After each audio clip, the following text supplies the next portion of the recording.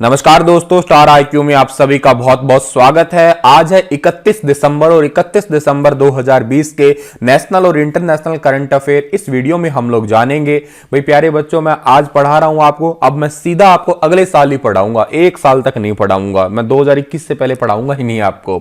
आप बस इतना काम कर दीजिएगा, स्टार आईक्यू यूट्यूब चैनल को सब्सक्राइब कर लीजिएगा इतने, और अपने दोस्तों तक शेयर भी कर दीजिएगा। चलिए बढ़ते हैं आगे और आज का पहला क्वेश्चन जानते हैं। निम्न में से किस देश के जाने माने डिजाइनर पीरे कार्डिन का 98 साल की उम्र में निधन हो गया है? जाने माने डिजाइनर है पीरे कार्डिन और इनका भी रिसेंटली निधन हो गया है। ये कौन से देश के थे भाई? ये थे फ्रांस के। जो आपको फोटो में दिखाई दे रहे हैं यही है पीरे कार्डिन और इनका रिसेंटली 98 साल की उम्र में निधन हो गया है।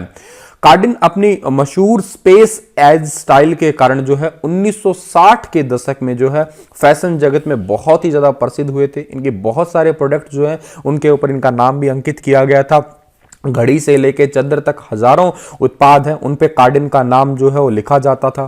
इनका जन्म कब हुआ था? इनका जन्म हुआ था 7 जुलाई को। ठीक है, 7 जुलाई 1922 को इनका जन्म हुआ था। इटली के वेनिस में एक छोटे से कस्बा था, उसमें यहाँ का इनका जन्म हुआ था। अब जिक्र हुआ है किनका? फ्रांस का हुआ। तो फ्रांस के कैपिटल क्या है? पेरिस है। और यहाँ के प्रेसिडेंट का नाम क्या है? इमैनुअल मैक्रोन है। पॉपुलेशन क्या है? 6.7 करोड़ है। ठीक है, तो ये और जीन कास्टेक्स जो है यहाँ के प्रधानमंत्री है, ये थोड़े टाइम पहले ही बने थे। किस देश के तेज गेंदबाज टीम सऊदी टेस्ट क्रिकेट में 300 विकेट लेने वाले गेंदबाजों की लिस्ट में जो है शामिल हो गए हैं? तो ये न्यूजीलैंड के हैं और ये 300 विकेट लेने वाले गेंदबाजों की लिस्ट में शामिल हो गए हैं। जो आपको फोटो में दिखाई दे रहे हैं यही है टीम सऊदी। और उन्होंने 29 दिसंबर को पाकिस्तान के खिलाफ जो है पहले टेस्ट मैच वाले दिन जो है सोहेल को आउट करके इस क्लब में जगह बनाई है। और इस लिस्ट में शामिल होने वाले न्यूजीलैंड के तीसरे खिलाड़ी हैं। इनसे पहले रिचर्ड हेडली और डैनियल विटोरी भी शामिल थे। और हेडली ने 86 टेस्ट मैच थे, उनमें 431 विकेट लिए थे और विटोरी ने 112 मैचों में 361 विकेट लिए थे। अब जिक्र किसका है? न्यूजीलैंड का है। तो न्यूजीलैंड की कैपिटल क्या है? वेलिंगटन है। प्रधानमंत्री का नाम क्या है? जैकिंडा आर्डन है। एक बात याद रखिएगा, दुनिया में सबसे पहले कोविड-19 केस को जीरो एक्टिव केस करने वाला देश भी यही है, न्यूजीलैंड है। और रिसेंटली जलवायु आपातकाल लगाने वाला देश भी न्यूजीलैंड है, याद रखिएगा आप।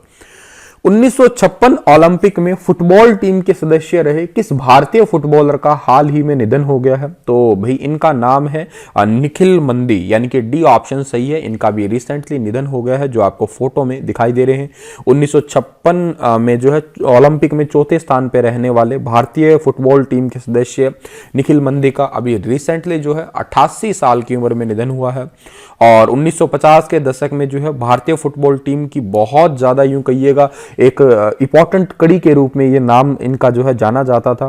1955 में संतोष ट्रॉफी भी जीतने वाली बंगाल टीम का भी हिस्सा यही थे। 1958 में पूर्व रेलवे की तरफ से कलकत्ता फुटबॉल लीग भी जो है इन्होंने जीता था और अब ये इस दुनिया में नहीं रहे।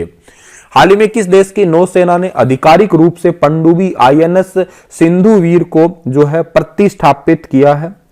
तो ये देश है म्यांमार। सी ऑप्शन जो है इस क्वेश्चन का हमारा वो बिल्कुल ठीक रहेगा। म्यांमार ने जो है आधिकारिक रूप से पनडुब्बी है, इसका नाम है सिंधुवीर, इसको अभी रिसेंटली जो है प्रतिष्ठापित किया है। अक्टूबर 2020 में भारतीय नौसेना द्वारा जो है ये देश को सौंप दिया गया था और म्यांमार नौसेना ने जो है इसकी यूं कहिएगा एक वापस वाली पहली पनडुब्बी है ये।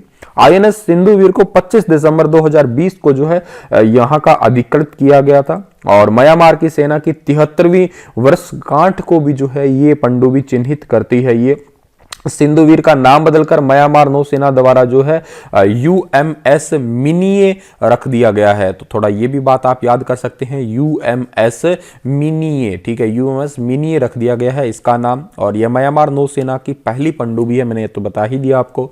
अब जिक्र हुआ है किसका? आपका म्यांमार का। तो म्यांमार की कैपिटल है नेपेताऊ और यहाँ के राष्ट्रपति का नाम विन मिंत है और करेंसी क्या है? बर्मिस कयात है।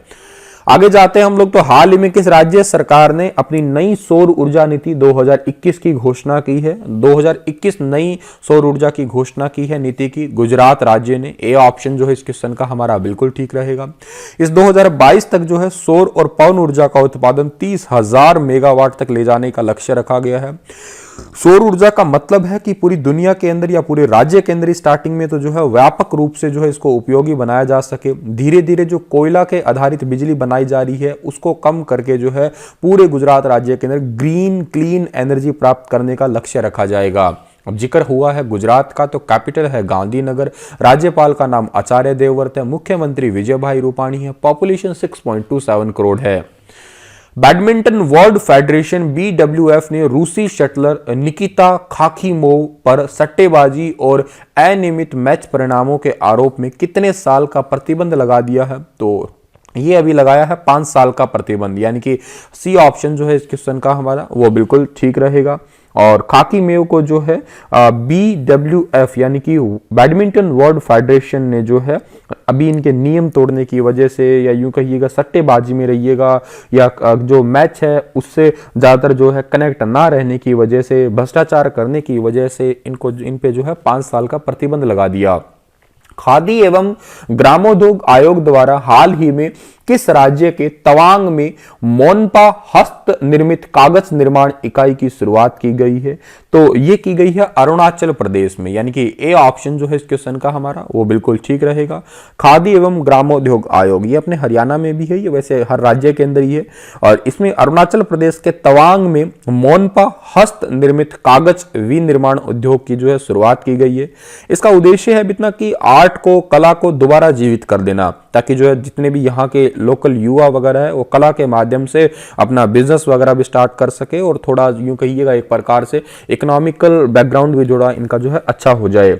मोनपा हस्त निर्मित कागज जो है शुगु सेक नामक जो स्थानीय पेड़ है वहां का, उसकी छाल से बनाया जाता है, और इसका अपना एक औषधीय महत्व भी बहुत ज्यादा है। अरुणाचल प्रदेश की राजधानी ईटानगर है, मुख्यमंत्री का नाम पेमा खांडू है। अगला क्वेश्चन है, हाल ही में किस राज्य में भारत के पहले पॉलिनेटर पार्क का उद्घाटन किया गया है? भारत का पहला पॉलिनेटर पार्क उत्तराखंड के अंदर उद्घाटित हुआ है भाई, बी ऑप्शन सही है इस क्वेश्चन का हमारा। इस पार्क का उद्घाटन नैनीताल के हल्दीवानी में एक प्रसिद्ध तितली विशेषज्ञ पीटर स्मेटसेक ने किया है, ठीक है। और इस पार्क का जो है जो निर्माण का उद्देश्य अगर कहते तो परागकण प्रजातियों के बारे में जागरूकता पैदा करना या उनका संरक्षण करना। इस पॉलिनेटर पार्क में मधुमक्खी, तितली, पक्षी, कीड़े, लगभग इनकी 50 से भी ज्यादा प्रजाति कहिएगा, और इस पार्क का निर्माण 4 एकड़ के क्षेत्र में किया गया है।